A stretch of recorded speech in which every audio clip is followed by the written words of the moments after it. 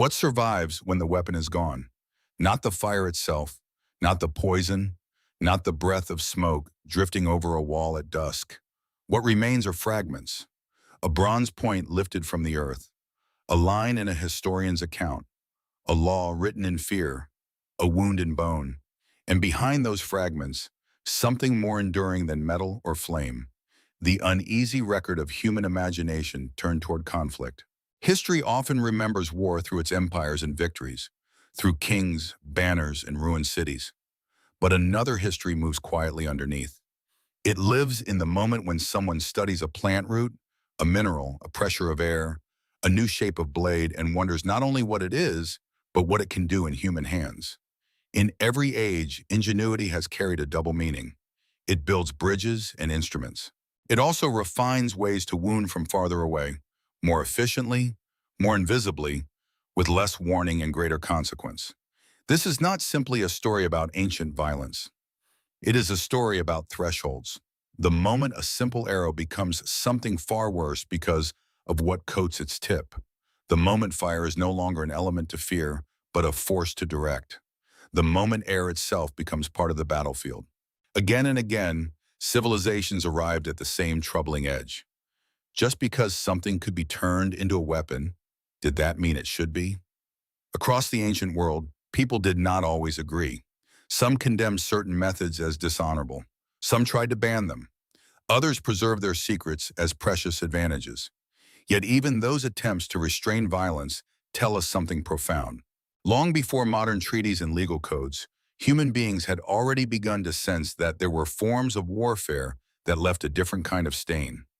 So we begin here in the half-light between invention and conscience, among horsemen, engineers, sailors, priests, and soldiers, among forgotten devices and outlawed ideas, not to marvel at destruction, but to understand the minds that shaped it and the questions that still follow us now. When knowledge becomes power, what keeps power from crossing the line? It began with something almost humble, a wound too small to notice at first. Imagine a hunter standing at the edge of a forest thousands of years ago, studying not only animals but plants, insects, and sap. He learns which leaf numbs the tongue, which frog leaves danger on the skin, which root brings fever, which resin can preserve death inside a tiny cut. In that quiet study of the natural world, medicine and poison are born as close relatives.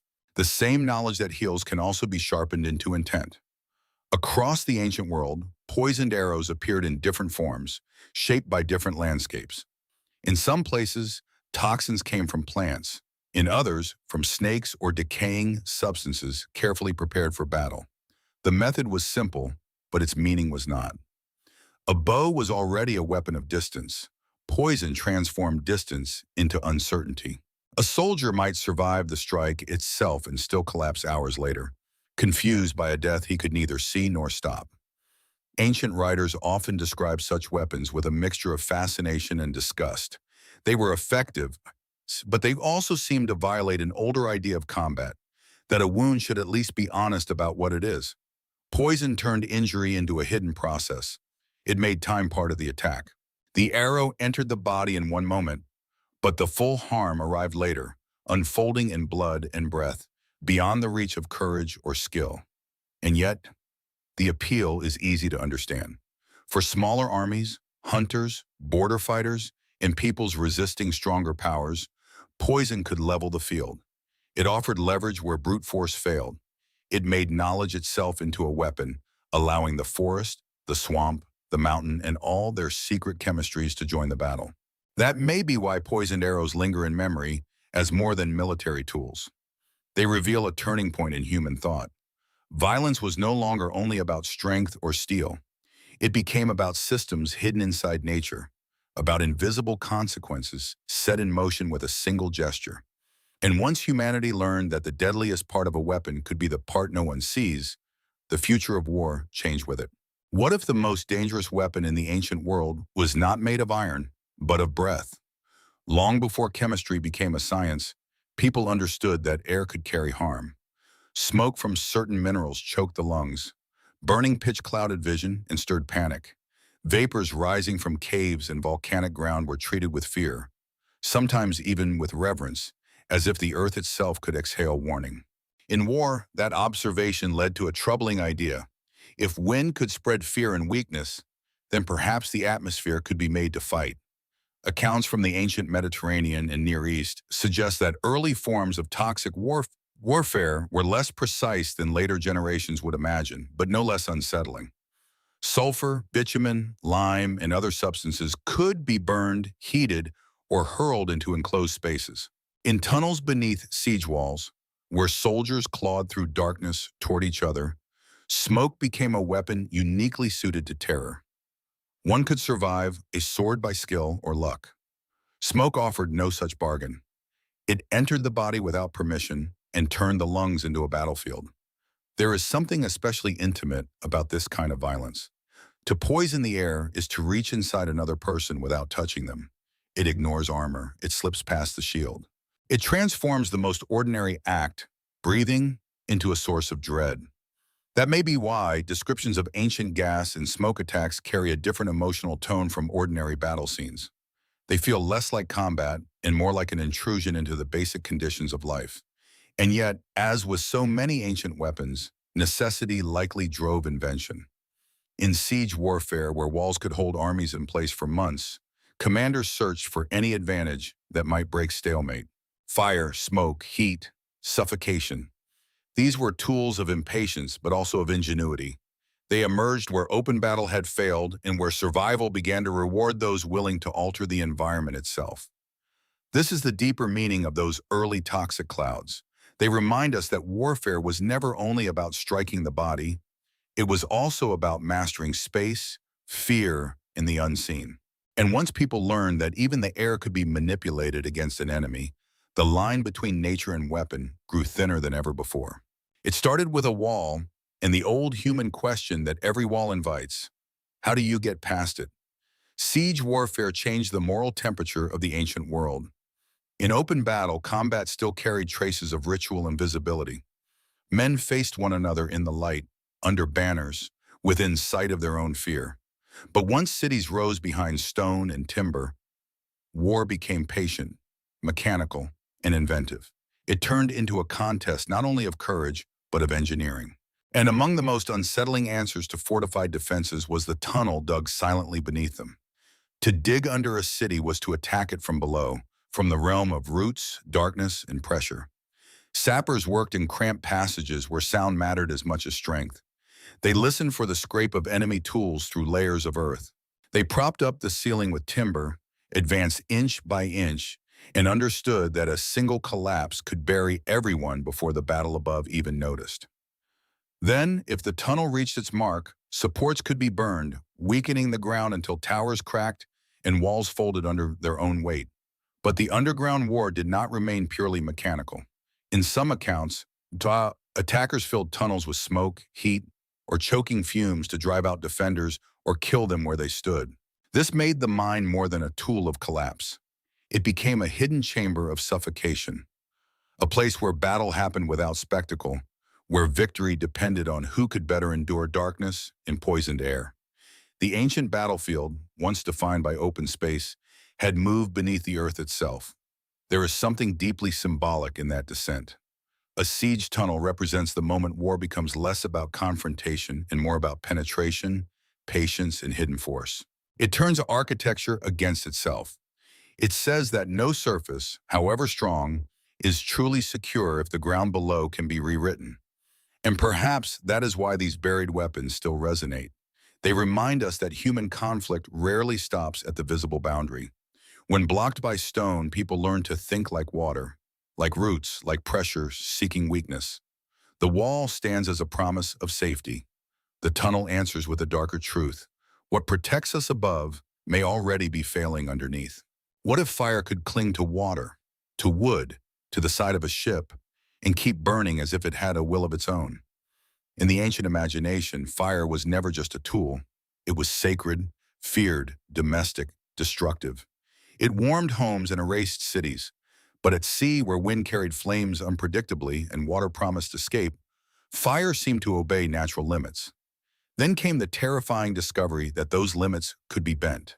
Through mixtures of resin, oil, pitch, sulfur, and other volatile substances, ancient engineers learned to create incendiaries that did more than ignite. They adhered, they spread, they turned panic into strategy. Naval warfare made this especially haunting. A ship was not merely transport. It was a floating community of wood, rope, fabric, sweat, and breath. Once fire took hold, there was almost nowhere to go. Sailors trapped between flame and open water faced a uniquely intimate form of fear. The deck beneath them, the mast above them, even the sea beside them could seem to betray them. In this setting, incendiary weapons transformed combat into psychological collapse. One burning vessel could unravel an entire formation. Ancient armies used flaming projectiles, fire pots, and combustible compounds in sieges as well, hurling them over walls to spread chaos among defenders. Unlike the clean trajectory of a spear or arrow, fire was unstable by nature. It moved after impact. It devoured what it found. That made it both tactically useful and morally unsettling. Once released, it was difficult to confine. It ignored the neat distinction between soldier and shelter, defense and home. Perhaps that is why fire weapons occupy such a powerful place in memory. They represent an invention that never fully belongs to the inventor. To weaponize flame is to accept that destruction may exceed intention. It is to choose a force that can humiliate planning itself. And so these ancient incendiaries ask a question that still feels modern. When we harness a power that continues acting after our hands let go, are we directing it or merely hoping it burns in the direction we prefer? It began with a machine that looked almost simple: wood, cord, tension, release. But simplicity can hide a revolution. The crossbow in its early forms altered something ancient in the relationship between strength and lethality. A traditional bow demanded years of practice and a body trained to match its force. The crossbow redistributed that burden. By storing power in the weapon itself, it allowed a soldier with less physical training to launch a bolt with startling force and consistency. In military terms, this was efficiency. In human terms, it was a quiet rearrangement of who could deliver death and from how far away. Ancient societies that developed or refined crossbow technology understood this immediately. The weapon was not only powerful, it was teachable. That mattered in periods of large-scale mobilization when rulers needed disciplined ranks more than heroic individuals. A line of crossbowmen could be trained to fire in sequence, to hold position, to pierce armor, or disrupt cavalry with a mechanical calm that felt almost impersonal. Battle, once shaped by prowess and reputation, moved one step closer to systems. That shift unsettled people. Weapons often carry moral meaning beyond their physical design, and the crossbow seemed to many like an argument against the old romance of combat. It reduced the value of muscle, lineage, and even proximity. The person struck might never see the one who fired. Skill still mattered, of course, but the nature of skill had changed. Precision was no longer solely in the body. It had been built into the mechanism. And yet, this is what makes the crossbow so revealing. It stands at the threshold between craftsmanship and automation, between the warrior and the operator. Its power lies not just in force, but in delegation. Human labor, discipline, and violence become embedded in wood and trigger, ready to be activated by hands that did not necessarily master the older art. Perhaps every age produces such tools, inventions that compress expertise into form and make difficult actions easier to repeat. The crossbow was one of antiquity's clearest examples. It asked a question that echoes into the present. When technology makes power easier to use, does it broaden human potential or merely lower the cost of harm? What if the deadliest weapon was the one that turned movement itself into a trap? Few inventions in the ancient world changed the shape of battle more quietly than the caltrop. It was small enough to fit in a hand, simple enough to seem almost unworthy of legend, a cluster of sharpened spikes arranged so that one point always faced upward. No flame, no roar, no dramatic mechanism. And yet this modest device could halt cavalry, cripple marching troops, wound pack animals, and disrupt the fragile rhythm on which armies depended. Its genius lay in patience. Unlike a sword, a spear, or even an arrow, the caltrop did not need to be aimed in the heat of battle. It waited. Scattered across roads, narrow passes, or retreat routes, it turned geography into a weapon. Hooves split open, Sandaled feet pierced. Formation slowed, then broke. The charge that looked unstoppable from a distance could collapse into confusion because of something nearly invisible beneath it. In that way, the caltrop belonged to a different philosophy of war. It was not about overwhelming force. It was about interruption. There is something revealing in that strategy. Ancient warfare often celebrates momentum, the rush of horses, the surge of infantry, the thunder of approach. The caltrop answered with stillness. It said that speed could be betrayed by the ground itself. And once soldiers knew such devices might be hidden ahead, every step carried doubt. The battlefield expanded beyond the clash of bodies into the unseen space just underfoot. That may be why these small weapons endure in memory. They remind us that power does not always come from grandeur. Sometimes it comes from understanding dependence. Armies depend on movement, on confidence, on the assumption that the earth beneath them is neutral. The caltrop quietly removed that certainty. And so this humble object leaves us with a larger thought. History is not shaped only by spectacular inventions or towering machines. Sometimes it turns on the smallest designs, the ones that do not conquer through force, but by teaching us how fragile motion really is. It started with a sound before it became a weapon, the drawn-out hum of tension, wood bending against rope, energy gathering in silence. Siege engines changed warfare by enlarging the human arm until it became architecture. The catapult, in its many forms, did more than throw stones. It altered distance itself. Suddenly, a city could be struck from beyond the reach of ordinary arrows. Walls that once promised shelter became targets for repeated impact, their strength tested not by bravery alone, but by mathematics, carpentry, and disciplined force. War was no longer only a contest between bodies. It had become a contest between systems. To stand inside a besieged city and hear those engines working must have been a peculiar kind of dread. The projectile might be a stone, a firepot, a jar of choking material, even something intended less to kill than to terrify. The point was not only damage, it was rhythm. The waiting between launches, the uncertainty of where the next blow would fall.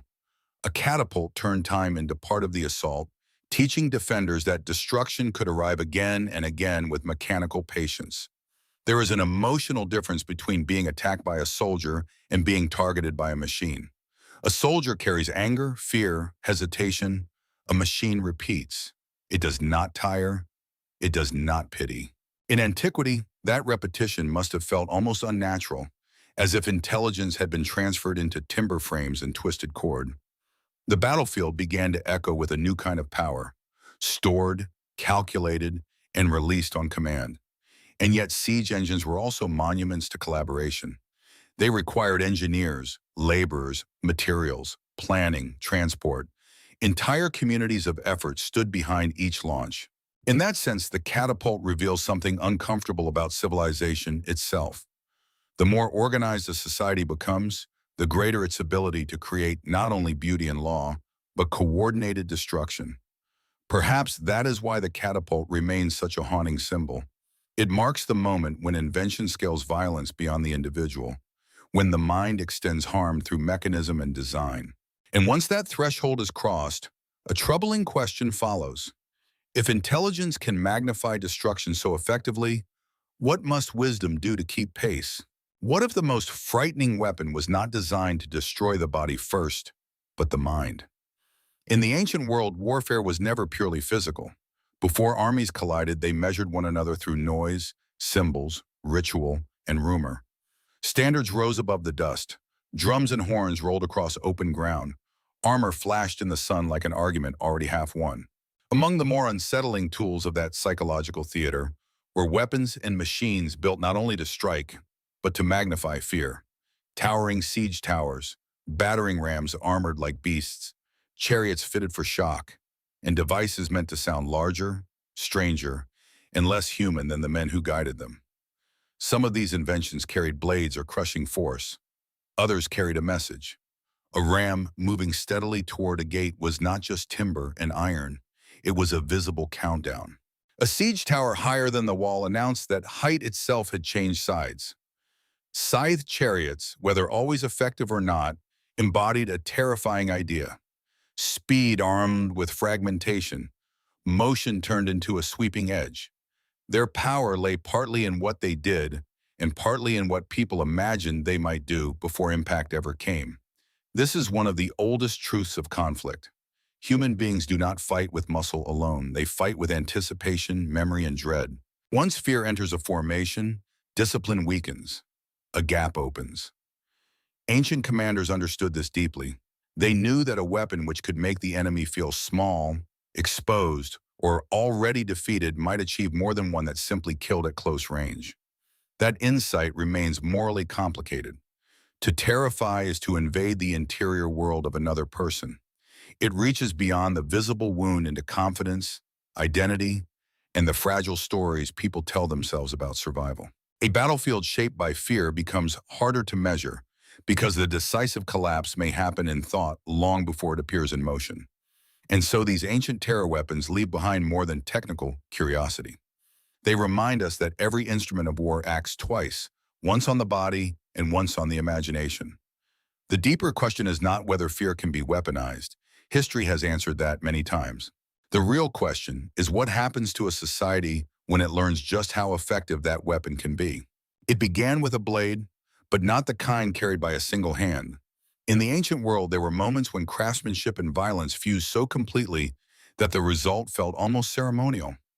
One of those moments lived in the development of curved swords mounted to motion itself, on chariots, on poles, on rotating mechanisms, on tools designed to widen the reach of steel beyond the ordinary limits of the arm. These were not always the most practical weapons on the battlefield, and some may have been rarer than legend suggests, but their existence reveals a persistent human urge to extend force through design until movement itself becomes lethal. The image is unforgettable. A vehicle rushing forward, wheels biting into earth, while blades fixed to its sides turn speed into cutting power. Even when such weapons failed in rough terrain or against disciplined formations, they carried symbolic weight. They transformed the battlefield into a place where engineering tried to outrun the body, where metal borrowed the momentum of animals, wheels, and machines. It was no longer enough to strike well. The ambition was to build a system that struck continuously. That ambition tells us something important about ancient warfare. Violence was becoming less personal in one sense and more imaginative in another. The sword, once an extension of the warrior's skill, could now be embedded in a larger design. Harm could be multiplied by motion, by timing, by invention. The individual fighter remained essential, but increasingly he operated within devices that amplified what a human body alone could do. And yet there is a fragility hidden inside these elaborate weapons. The more specialized the invention, the more conditions it required. Flat ground, proper timing, a startled enemy, unbroken speed. In that way, such devices exposed a tension between brilliance and reality. Not every ingenious weapon changes history because not every invention survives the chaos of the world it enters. Still, their meaning endures. These bladed machines remind us that technology often begins as an attempt to overcome limits. The limit of strength, of reach, of fear, of mortality itself. But every extension of power creates a new question. When we build devices that intensify what we can do, are we mastering our tools or revealing how restless we have always been with the boundaries of being human? What if the most dangerous secret in war was not how to kill, but how to remain unseen until the moment of impact? Ancient battlefields were not always open plains. They moved through marshes, along coastlines, across mountain passes, into night. In those spaces, concealment became its own kind of weapon. Ambush tactics, camouflage positions, hidden pits, and carefully prepared traps may not seem as dramatic as burning ships or collapsing walls, yet they reveal a profound shift in military thought. Victory no longer depended only on force meeting force. It could also come from controlling perception, from deciding what the enemy failed to notice until it was too late. Consider the hidden trench covered with brush, the sharpened stake placed where cavalry would likely turn, the fighters waiting in silence above a narrow road. These methods did not require exotic materials or elaborate machines. They required patience, terrain knowledge, and a willingness to let the landscape strike on your behalf. In that sense, the trap was one of antiquity's most intelligent weapons. It transformed place into strategy. It made hillsides, riverbanks, and forests part of the army. There is something psychologically unsettling about that kind of warfare. A visible opponent can be measured. A hidden threat cannot. Once soldiers realize the ground may conceal pain, every movement becomes slower, every choice more burdened by doubt. Trust begins to erode not only in commanders or comrades, but in the environment itself. The world stops feeling neutral. It becomes watchful, prepared, almost sentient in its hostility. And yet, as always, these tactics emerge from unequal conditions as often as from cruelty. Smaller forces use concealment to resist larger ones. People defending familiar land turn memory and geography into leverage. A trap could succeed where direct confrontation would fail. It allowed intelligence to compensate for vulnerability. That is why these unseen weapons matter. They remind us that conflict is never only a contest of strength. It is also a contest of attention, of interpretation, of who better understands the space between appearance and reality. And perhaps that is their deepest lesson. Human beings do not merely build weapons out of metal and fire. We also build them out of silence, timing, and the fragile certainty of what others think they see. It started with the hand, as so many ancient inventions did. Before war was scaled by engines and organized into systems, there was the intimate intelligence of the throw, the slingstone released at just the right instant, the weighted dart balanced for distance, the spear designed to travel farther than the arm alone could manage. At first glance, these seem like simple weapons, almost modest beside towers, smoke, or fire. But simplicity can be deceptive. In the ancient world, small projectiles often changed outcomes because they extended human intention across space with speed, accuracy, and surprising force. The sling is perhaps the clearest example. Made from little more than cord and practice, it could send a stone with terrible velocity. Shepard's knowledge became military skill. A boy who learned to strike a distant target in the fields could one day stand in battle and break bone before an enemy ever closed the distance. The weapon's elegance lay in its economy. It asked for training, not wealth. In skilled hands, common stones became instruments of disciplined violence. There is something profound in that transformation. A projectile weapon does not merely amplify the body, it changes the emotional structure of conflict.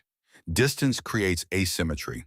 The one who throws may remain unreachable, even anonymous, while the one struck experiences force arriving from beyond immediate retaliation. This alters not only tactics, but perception. Danger no longer lives only in the visible opponent. It travels invisibly through the air, fast enough to erase the space that once felt safe. And yet these weapons also reveal a more democratic side of ancient war. Not every decisive tool belonged to kings, engineers, or elites. Some emerged from ordinary labor, from hunting, herding, repetition, and daily necessity. A sling or dart was often the weapon of people who understood materials intimately and learned that mastery could come from patience rather than grandeur.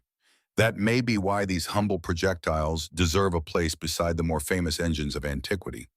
They show that history is not shaped only by dramatic inventions, but by refinements of timing, motion, and attention.